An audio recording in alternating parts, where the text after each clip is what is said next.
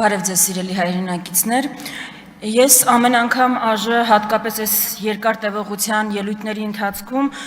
պատկերացնում եմ մեր հայրենակիցների զգացողությունները, ես չեմ այս բառից էլ անգամ խուսափի, պատկերացնում եմ նաև գուցե զզվանքի են աստիճանը, որ մարդիկ ունենում են ու ասում են, որ ինչով է էլի զբաղված մեր ազգային ժողովը այն մարտահրավերների պայմաններում, երբ մենք ունենք եւ դրա համար առաջինը մեր քաղաքացիներին եմ ուզում դիմել, հասկանում եմ, որ հոգնել եք, իսկապես հոգնել եք այս քննարկումներից ու չեք տեսնում ձեր շահերի ու խնդիրների արտացոլանքը այս քննարկումների, բայց ես ուզում եմ, որ նաև հստակ պատկերացնեք ինչու է այդպես ստացվում։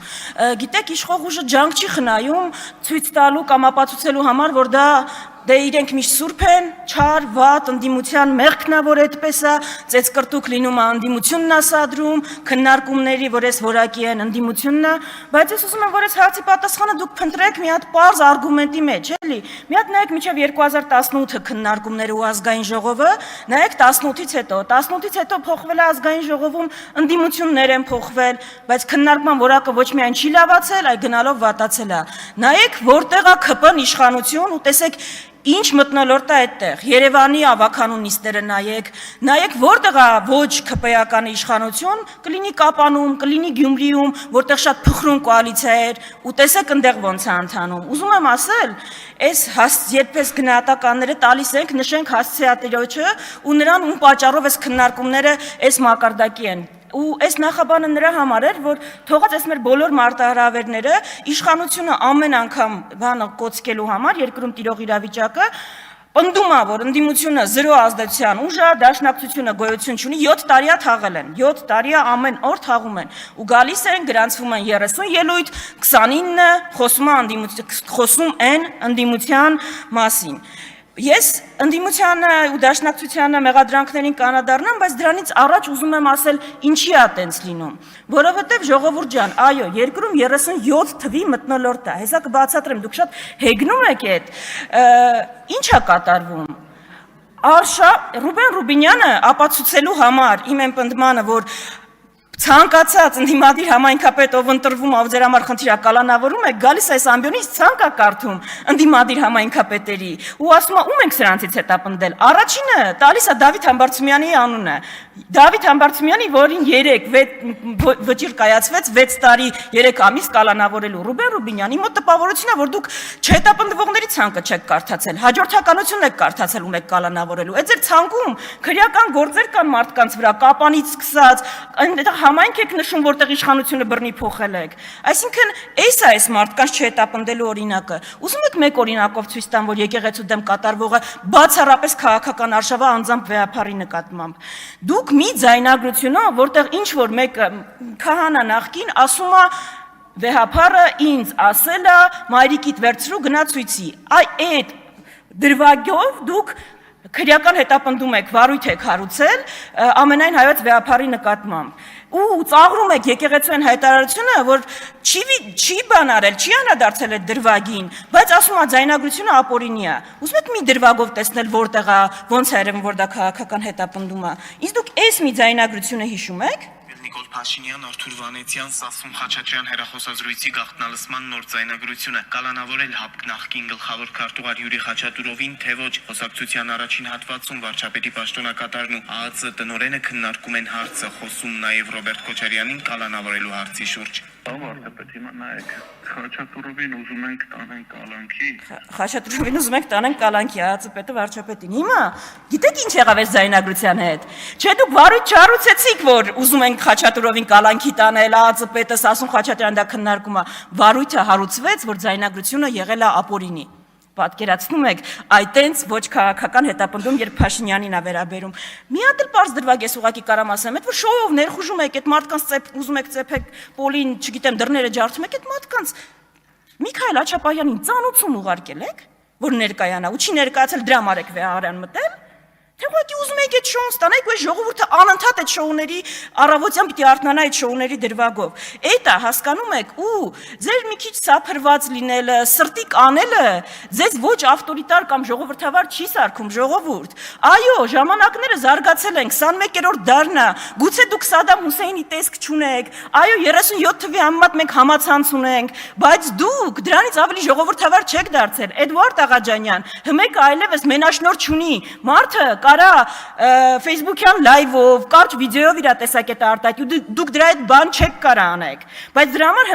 հմեկով արցախցիների խոսակցությունը կոշիկի մասին ներկայացնում եք կաշառքի մասին խոսակցություն։ Ու ավտորիտար լինելու մասին ոչ թե սրտի կանելը, տենց ակուրատի հագնվելը վկայում ավտորիտար լինել կամ չլինելու, այլ վկայում է իշխանության ամբողջական կենտրոնացումը մի ուժի ձեռքին, վկայում է ԲԴԽ նախագահին մեկ SMS-ով հեռացնելը, վկայում է այլակարծությունը երկրում ամեն կերպ ճշտելը, թե չկարեք գաք հարյուրավոր սրտիկներ անեք, դրանից ոչ մի բան չի փոխվում։ Հա, նոր տիպի բան է ավտորիտարիզմաձերը, բրենդինգը ավելի լավն է, բայց էությունը դրանից չի փոխվում։ Հիմա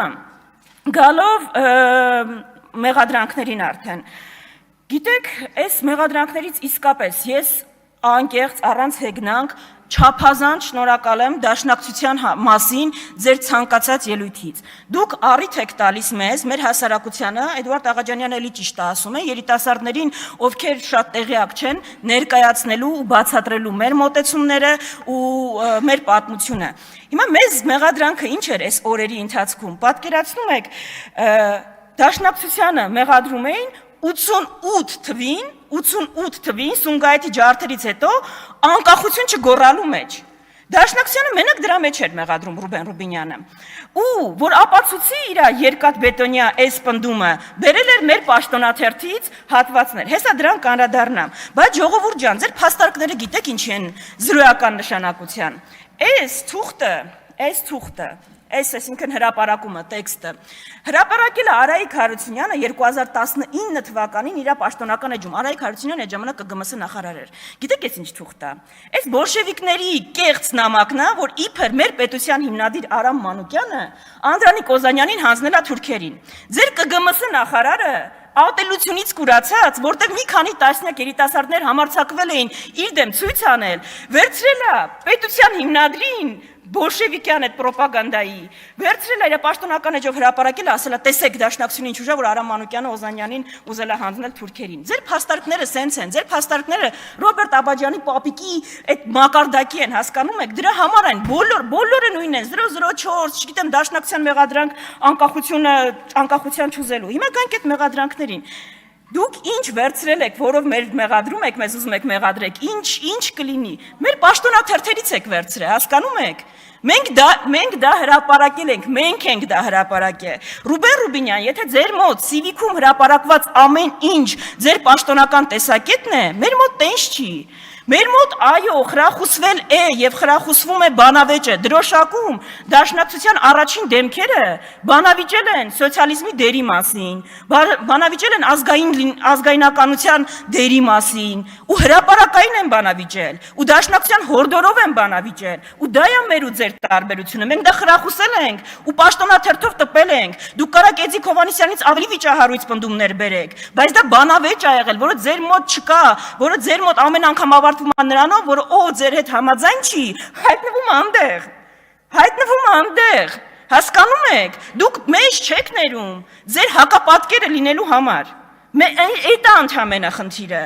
իսկ կուսակցության պաշտոնական տեսակետները արտահայտվում են կուսակցության պաշտոնական հայտարարությունները, ու այս մեղադրանքները, որ կա, ես շնորհակալ եմ, որովհետև դուք մի կողմից դաշնակցությանը ներկայացնում եք արկածախնդիր, ռոմանտիկ, ծայրահեղական ուժ, մի կողմից հանում ենք հայտարարությունները, տեսնում ենք, որ այն պարագայում, երբ այո, դաշնակցությունը Արցախում ունեցել է ղեկավար, այո, իր ամբողջ ուժերով կռվել է Արցախում, դաշնակցությունը օրինակ երբեք չի ասել Արցախը Հայաստանա ու վերջ, ինչա դժվար էր ասել, գայթակղությունը քիչ էր ասել, բայց այդքան քաղաքական հասունություն է ունեցել, ու այդ 30 տարի առաջվա հայտարարությունները, որ կարդում եմ, ես ոչ թե ամաչում եմ, այլ ասում եմ հերատես է եղել այս ուժը, այո ամբողջ ուժերով գետնի վրա կռվել է, Բայց այն հայտարարությունները, որ դուք եք արել, չի արել, ու մենք հենց տենց ենք պատկերացնում։ Հա ժողովուրդ ջան, հա սիրելի երիտասարդներ, այս ուժը ամենաշատն է 600 անգամ օրը ինքնիշխանությունից է խոսում, բայց ինչ է անում գետնի վրա։ Ու այլընտրանքը դրա որն է, այլընտրանքը այն է, ինչ իրանք ցույց են տալի, որ մենք արել ենք։ Այո, կարող է մենք 600 անգամ ինքնիշխանություն չասենք ու 600 անգամ խաղաղություն չասենք, բայց գետնի վրա քայլեր իրականացնենք, որ դա ապահովի, ինչպես եղել այն առաջին 30 տարի առաջ։ Այսինքն այդ է տարբերությունը։ Էդ է մեր ու ձեր տարբերությունը։ Ծայրահեղական ուժի հայտարարությունը հանում են ամենակշռադատված, բոլոր վտանգները հաշվի առած, հայտարարություն։ Ու մեղադրանքը այն է ընդհանրապես, որ 88 թվին Սումգայիթի ջարդերից հետո դաշնակցությունը պարզվում է չի գոռացել անկախ Հայաստան։ Ժամանակը սպառվեց, շնորհակալ եմ։